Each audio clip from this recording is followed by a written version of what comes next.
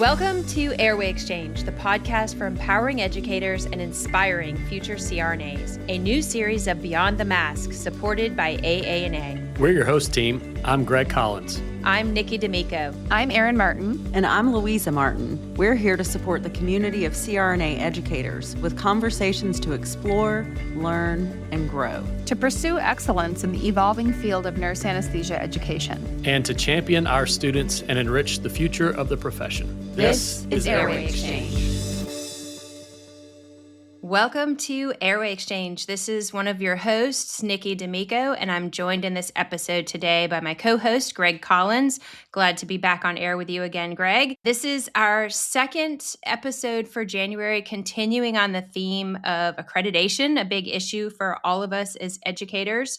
We are joined this evening by our guest, Dr. Angie Mund, and I'm going to let Greg tell you a little bit about her. Thanks, Nikki. Thanks for being here, Angie. Dr. Angela Mund received a certificate in nurse anesthesia from the Minneapolis Veterans Affairs School of Nurse Anesthesia in 1998 and has a doctor of nursing practice in 2008 from the University of Minnesota, row the boat. Dr. Mund is a veteran of the U.S. Army Corps, serving as a CRNA from 1996 to 2006. She was recently appointed by the Secretary of Veterans Affairs to serve on the Veterans Healthcare Rural Advisory Committee. She has served on state and national professional boards, including serving as president of the Association of Veteran Affairs Nurse Anesthetists. Angie has a new home and a new role as Assistant Dean of Academic Affairs and Program Director of a brand new CRNA program at the University of Oklahoma, Boomer Sooner. Dr. Mund is the former chair of the Department of Clinical Sciences at Medical University of South Carolina. She also served as the program director and program administrator for 10 years at that program. Dr. Mund's area of scholarship are healthcare policy and cardiovascular anesthesia. She is a frequently requested speaker at state and national meetings.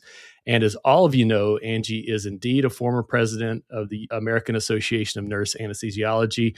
All of that to say, welcome, Angie. We really appreciate you being with us tonight. I can't imagine a better guest for us tonight on the theme of accreditation as leadership practice, not a once in 10-year event. I do want to make a quick disclaimer here before we jump into it this evening that Angie has agreed to share with us tonight her perspective, not that of the Council on Accreditation, that of being a consultant, or the views of her institution. So we're going to just pick your brain a bit, and I'll kick it off here. Angie, thank you so much for being with us. The first thing I wanted to talk about today is to pose a question to you. When accreditation goes well, and you've been through this more times than you can count, probably in your years as an educator and administrator, what's usually true long before the COA on-site visit? Thanks, Nikki and Greg. I'm really excited to be on this. Accreditation is something near and dear to my heart, as it's a lot like being a nurse anesthetist, lots of preparing for the worst, and everything goes smooth if you're all ready for it. That this is kind of the perfect world for CRNAs. And I am also going to give a disclaimer.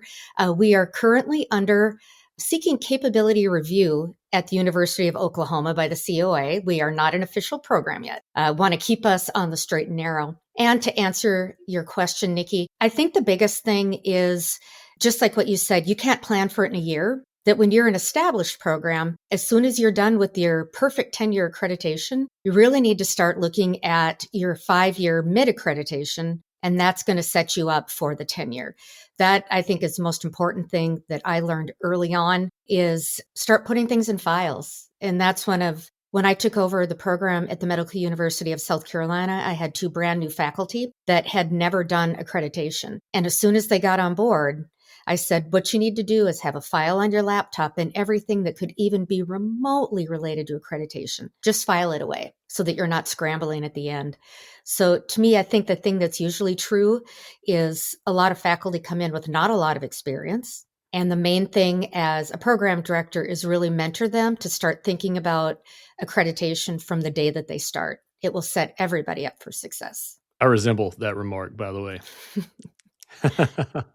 Angie, we're getting ready for the first accreditation cycle at TCU since I've been on faculty. So I'm learning by drinking from the fire hydrant here and learning from the people that have been through this process like you and Nikki. And so it's good to hear your advice here. I was really lucky. The first self-study that I did was for the inaugural DNP program at the University of Minnesota. I was the clinical director and I worked with a very experienced program director.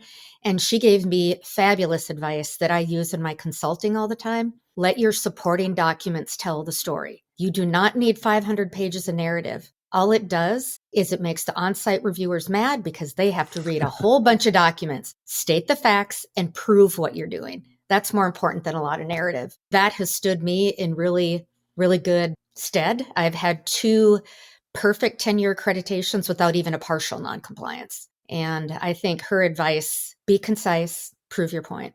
So that's my advice for you, Greg. I'm doing your first one. You don't need a whole bunch. You don't need a whole bunch of stuff. Prove what you're doing. And TCU is a great program. Well, that's good to know. I was going to ask you the question about, is there anything you wish that someone had explained to you previously? And you nailed it. You took the words out of my mouth and answered it before I even got it to you. So thank you. Let's focus a little bit more on this self-study, because that is such a huge part of this. Of course, one of the biggest challenges, there's a lot of challenging parts in the accreditation process, but we are considering the self-study as a story. You're talking about, you mentioned the narrative there.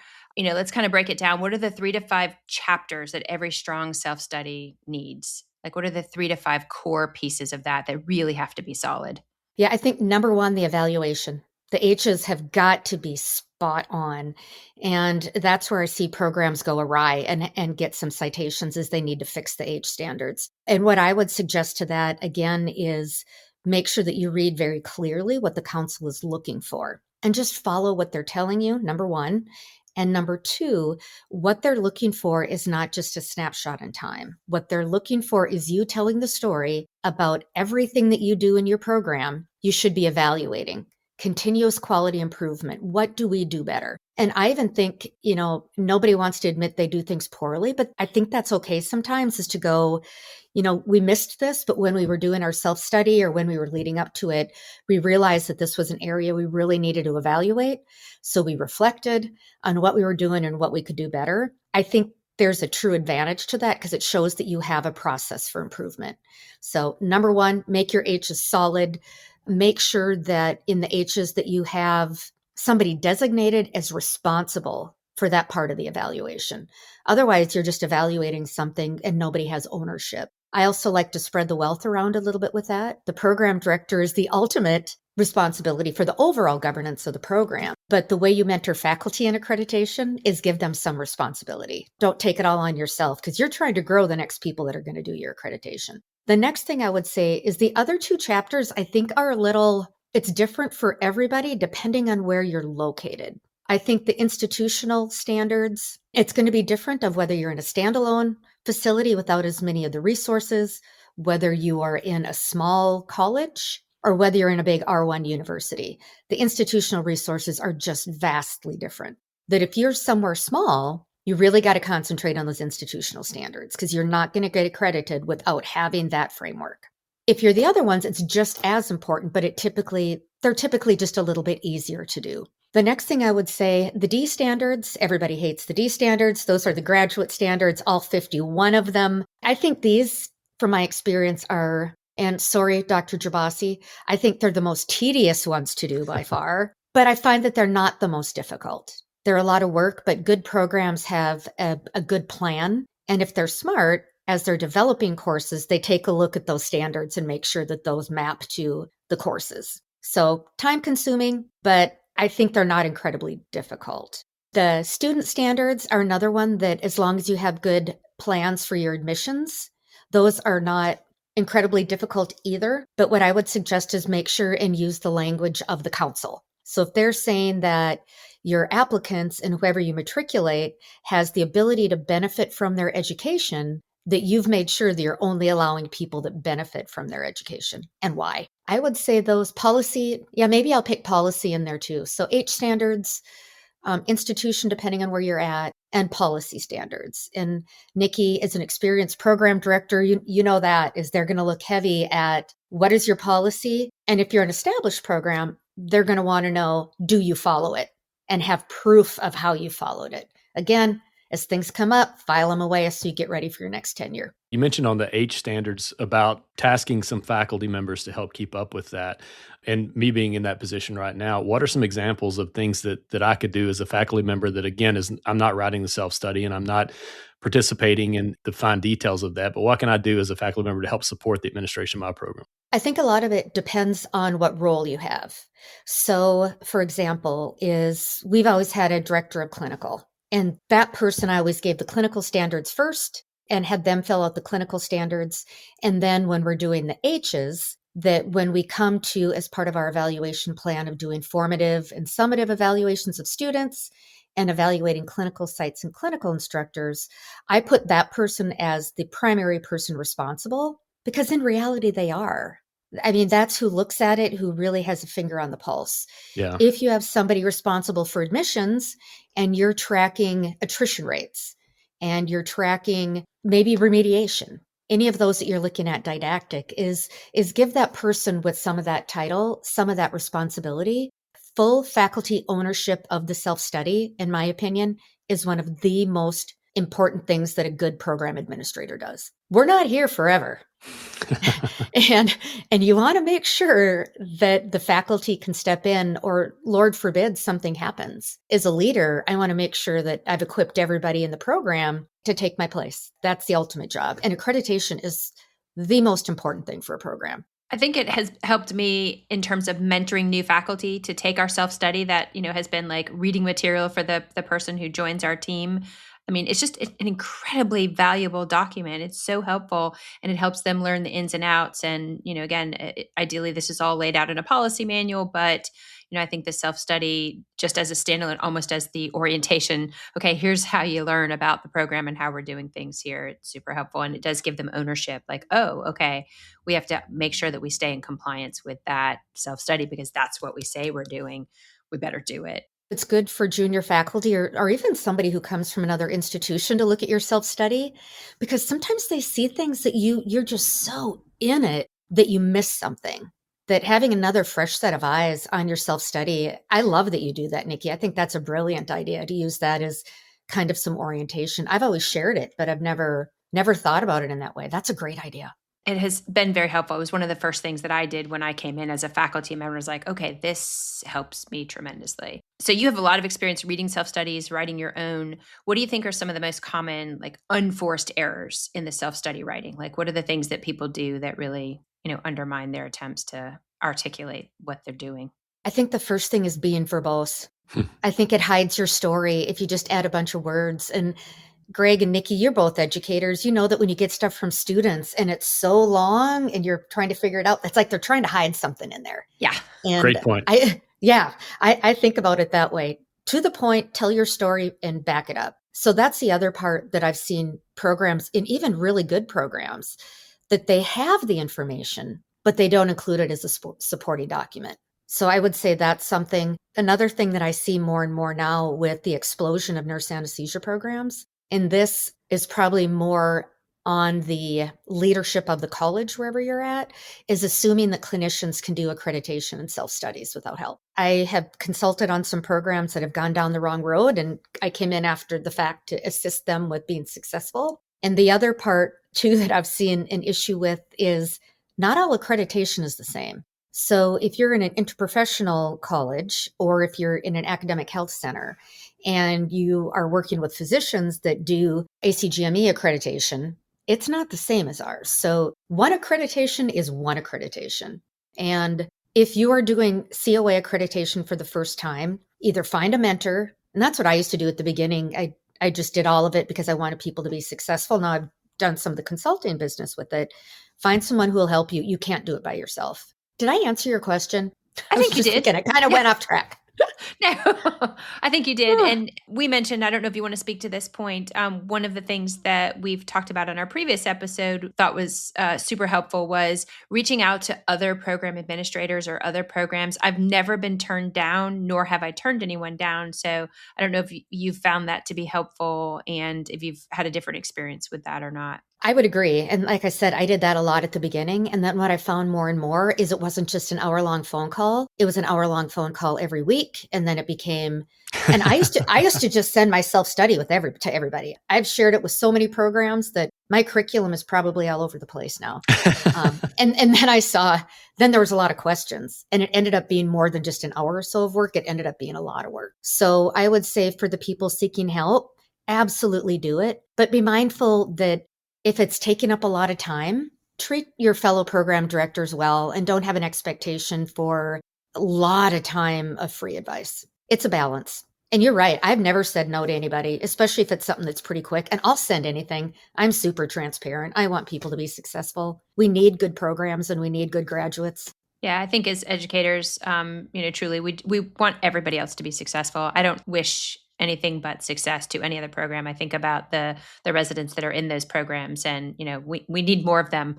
So we need them to graduate 100%. from great programs. So Yeah, and I know Greg is on the board, is when you're taking a look at the AANA and the things that we're trying to do at the state and national level as far as scope of practice and ability to practice at the top of our education, we want that. I mean, we all want our graduates to be amazing, and allowing programs to flounder doesn't help our profession at all. Yeah, none of the advocacy things that we push can move without a good foundation of good graduates. That's 100% certain. That goes back to accreditation. I mean, the purpose, and again, I'm not speaking for the council, but the purpose of having such a strong and a very long lasting accreditation body is that their job is to ensure that we are graduating amazing people that ensure that the reputation of our profession will continue to be as great as it's been.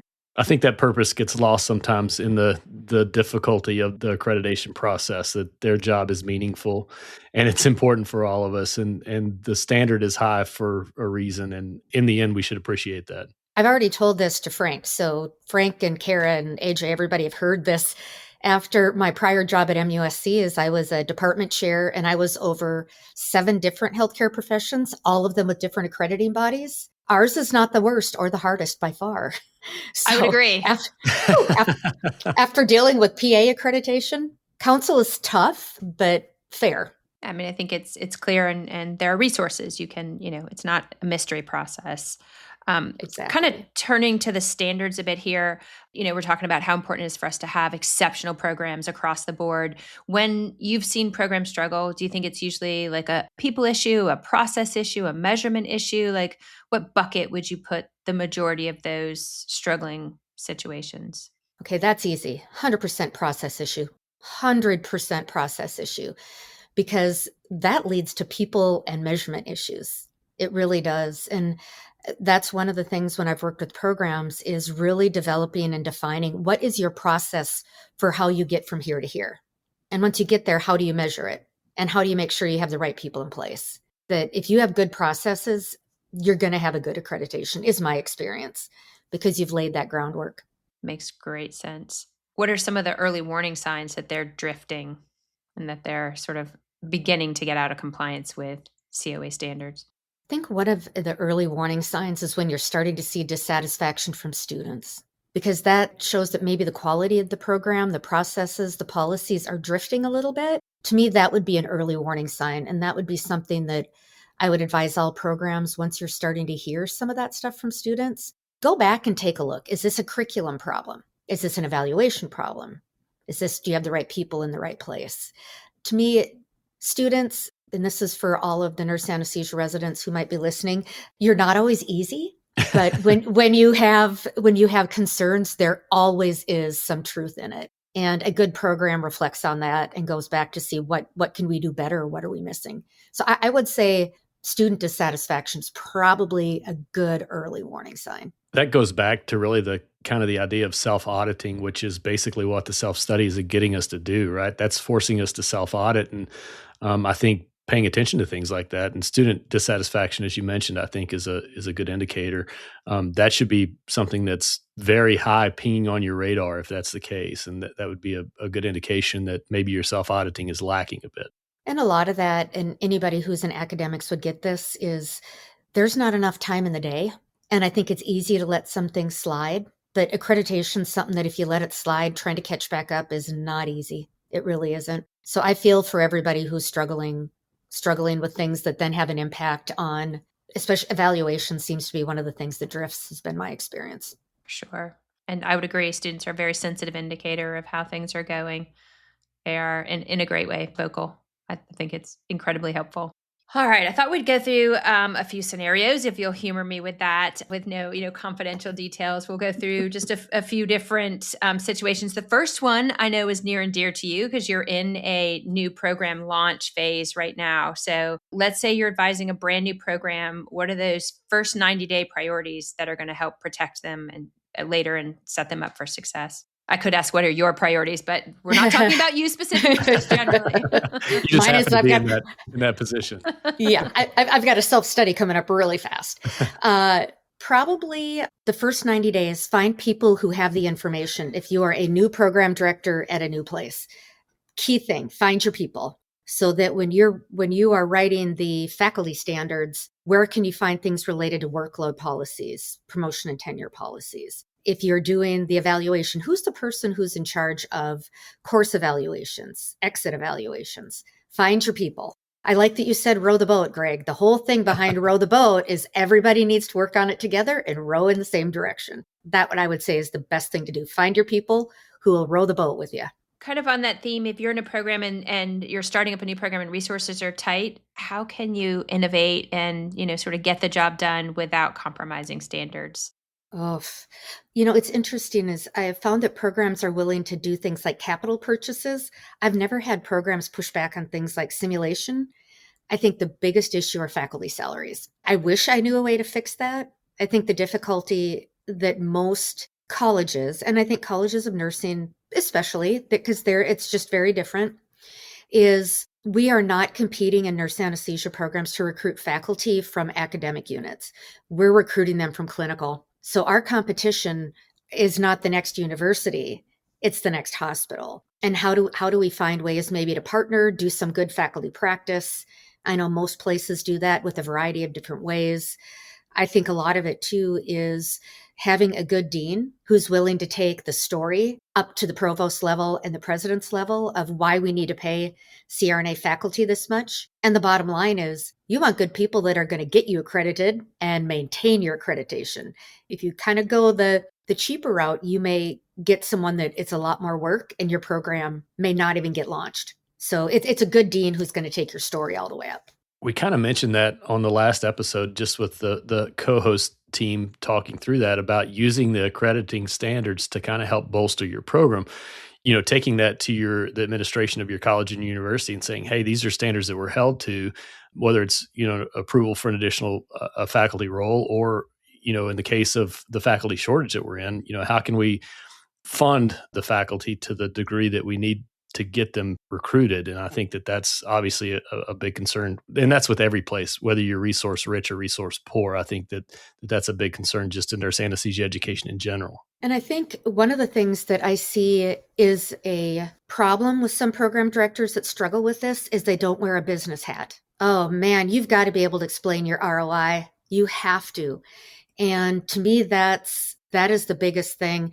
At Medical University, where I was at, we had something called responsibility-centered management financial model, which worked fabulous with accreditation. It really did. And it put the onus on the division directors to control their budget, accountability and responsibility. And it works wonderful, in my opinion, that model.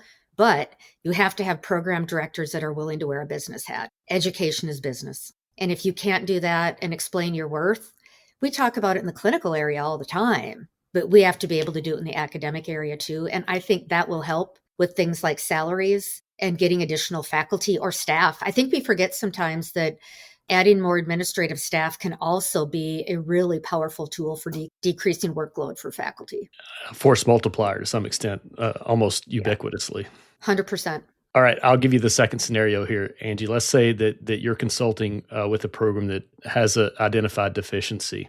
What's really the first move? I'm sure there's some triage involved and some root cause analysis. What's the sequence that you'd like to go through there? First thing, support the program director. There's not a single program director who's had a deficiency that is not taking it all personally. That's the absolute first thing I've done is kind of talk them down a little bit. This is a deficiency of the program, not you. Everything can be fixed. All right, so now what are we going to do moving forward? Let's talk about what did the council say? What does the standard say? And what kind of resources do you have to fix it? But to me, the absolute first thing is support the program director. And I found that because I've dealt with a couple of programs that had some pretty solid deficiencies, and the program director feels terrible. So don't put a bunch of blame on anything. Help them. And then the other part that I think is good with that too is don't tell them what to do, because then nobody really kind of learns for the next time, is really talking through it all. Okay, where do we start? Let's figure out where we went wrong, like the root cause analysis idea. And then what's our next step to fix it? And then how do we communicate it to the council? Because that's key too. That is key too. But I have also advised programs that I thought that they got a deficiency that was not, they didn't deserve the deficiency. I think it's okay for program directors to push back and request a meeting with the council. And that's why sometimes, I mean, it's kind of a nice idea to have an external person take a look at it, because they can see things very different than when you're, as the program director, you've put your heart and soul into that self-study. And through with accreditation, that having an external person, no matter who it is, take a look at it and give, in the words of a Harvard Business Review article that I still use, is as a leader, I find a loving critic, someone who will tell me I've done something completely wrong, but I know it comes from a place of love and improvement. I would say as a program director who has a problem with accreditation, I would do that same thing. Find a loving critic who can give it to you straight and even tell you, you did not do a great job here. Now let's fix it. What does a strong corrective action plan, what does that look like? So we have a deficiency, we have to, what's the key points of that corrective action plan? I think the biggest thing is go right back to the standards. What does it exactly say? What does it say? What did your citation say? To me, that's the biggest part, is don't, and I think that the other thing with the council that I think they do better than some other accrediting bodies is they really do say it like it is. This is what we want. Just do it. Even if you think it doesn't make a ton of sense. And there are some that I'm like, but all right, council says do it, do it. And I think that's one of them. The other thing that I think with corrective action, the first thing to take a look at is the processes. And I find with evaluation is the program director is often a new program director and doesn't even know what their resources are external, is loop in the dean after you've had kind of a prep up with the program director and say, these are the things we need. Where are we going to get it?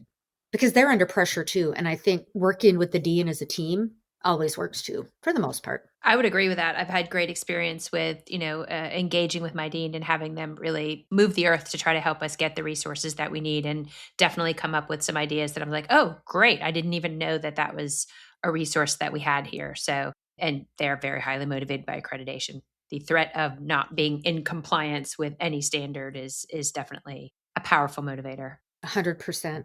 100%. And I think some of the things too is, and I know in Oklahoma where I'm at right now, is the state legislature is completely supportive of this program.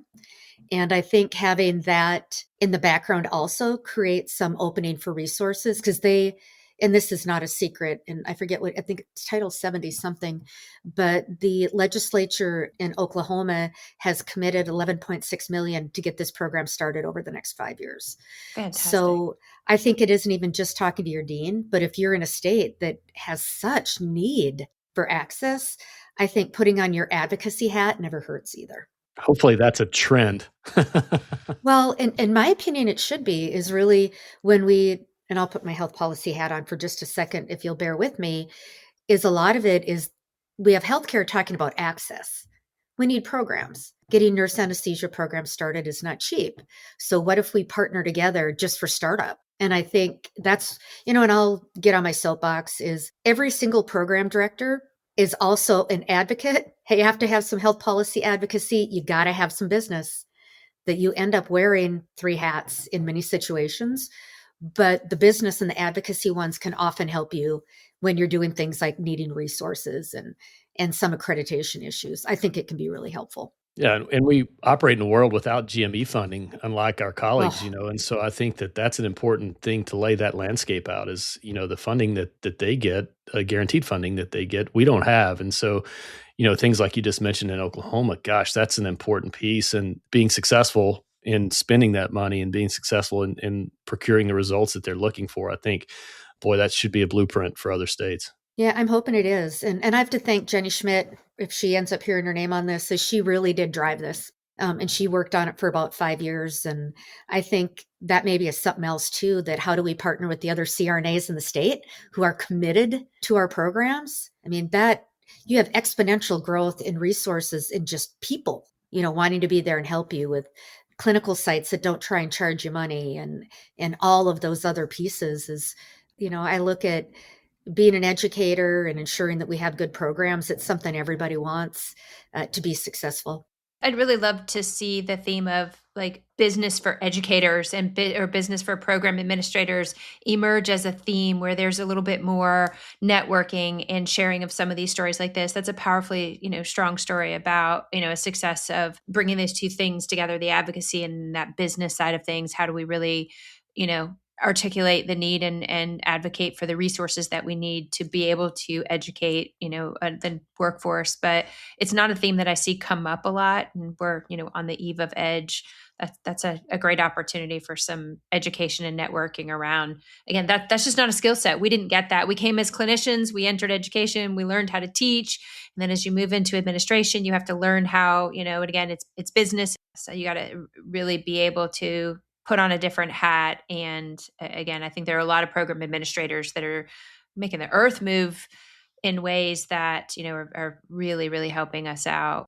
Well, and I think you have a great point is I can remember the first time that I was dealing with the multi-million-dollar budget and I didn't know how to read the balance sheet well enough. And I just asked my husband, I'm like, okay, he's a business guy. Talk me through this so that I speak the language. And then the more you're around it and take ownership of it, and I'll say that when you're walking in an associate dean for finance's office for the first time, and you can talk the language, it's a whole different conversation with resources. I mean, that's been my experience anyway.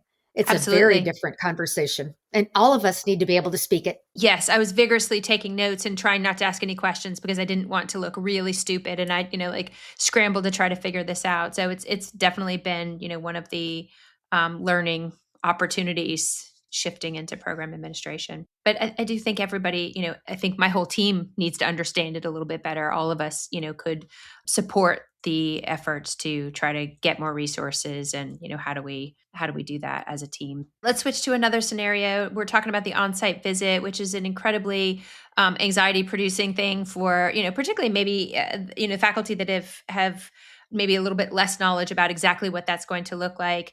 So how would you coach faculty and staff particularly to answer questions? They have these accreditors coming and we're so afraid to say the wrong thing, not say something that is going to get us into trouble. How do they communicate and answer questions in a way that's accurate, consistent, and calm? That's a really good question. I think the first thing is if you don't have experienced faculty who've been through a site visit before, do a mock site visit. Somebody you don't know at all. Contact another program director for them to set you up with someone.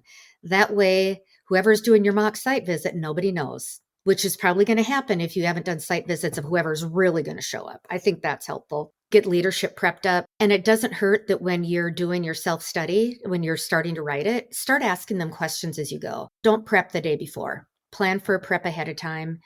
I also always tell faculty, if you don't know the answer, just say you don't know the answer and we'll go find it. It's much better than making something up and being caught in that. Then the on-site reviewers, they're going to look for something else. They're going to look for something else. So if you don't know it, say you'll find it. I think that's the biggest thing. I think it's helpful to be friendly, but don't be friends. They're not your friends. They're not your friends. They're not. It's okay to be friendly, but I find that sometimes they get too much thinking they're their friends and something comes out that you don't want out that could come back to bite you. So I know that's important. Some of it is just going through questions. Okay, if they ask you this, what do you want to say? And a lot of it is know the self-study. If they can read the self-study and understand it, they'll be fine. CRNAs are smart. And we've done accreditation. It was just called the Joint Commission in the past. Right. and we do mock visits for that all the time.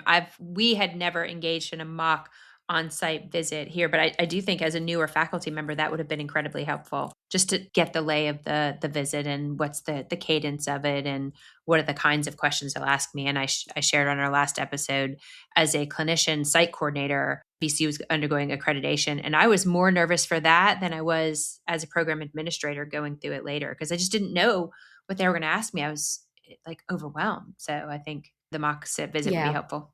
And the key is somebody they don't know. Yeah.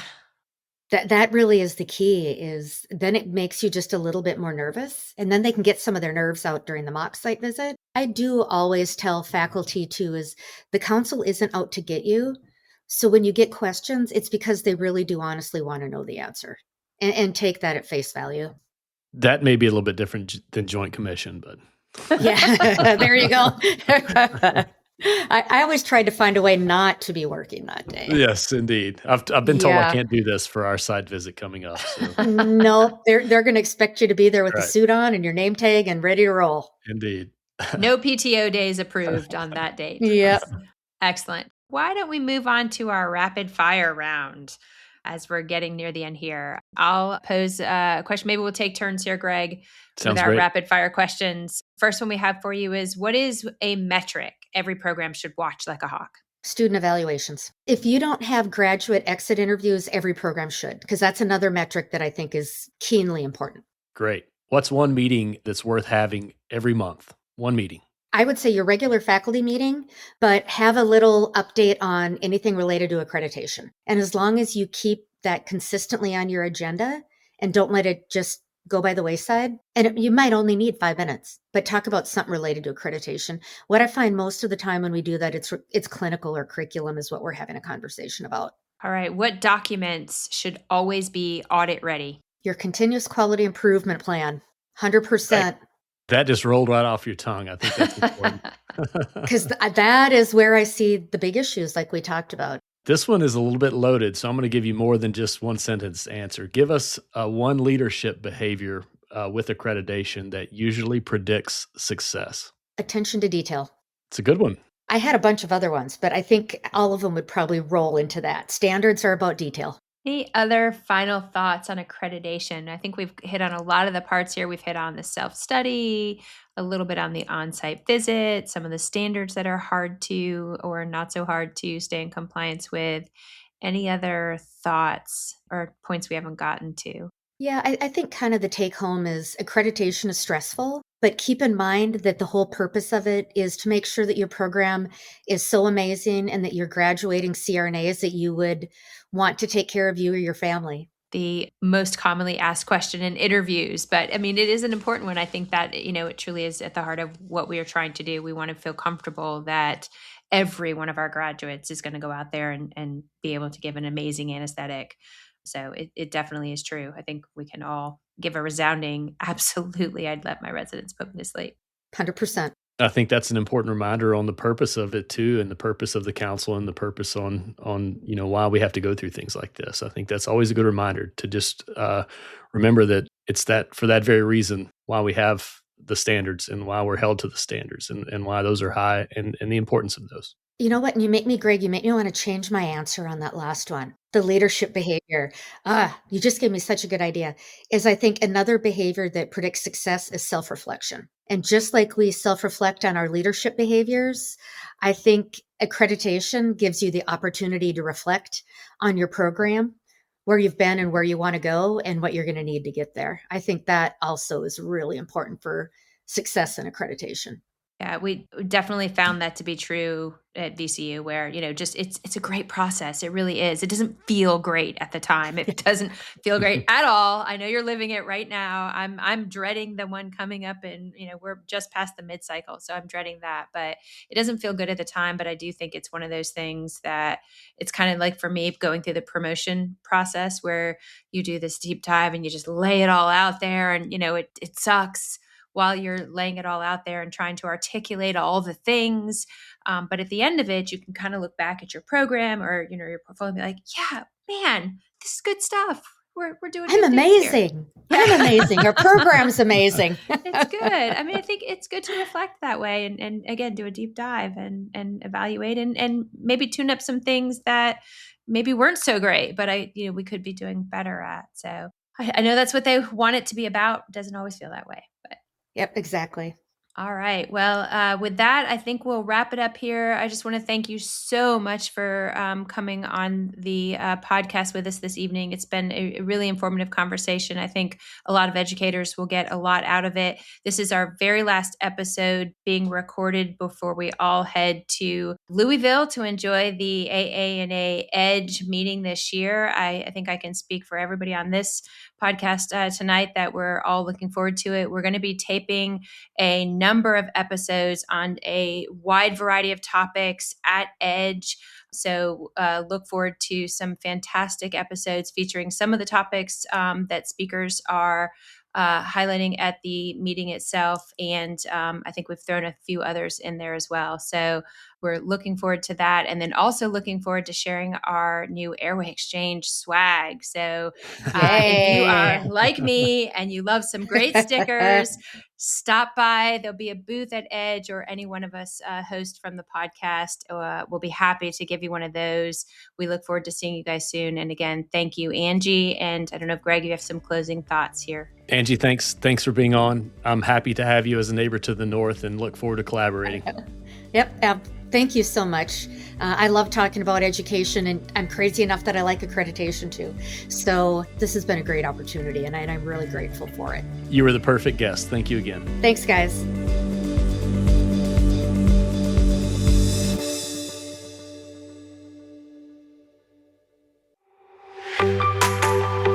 Looking to elevate your impact as a nurse anesthesiology educator? Then join us February 4th through the 7th at the Omni Louisville Hotel for EDGE. Educate, develop, grow, engage. This in-person event offers up to 18.5 Class A credits and deep dive small group sessions on virtual reality and education, AI innovation, gamification, wellness, and more. EDGE is where passionate educators connect, collaborate, and shape the future of nurse anesthesia learning. So register now using the link in the show description, and we'll see you there.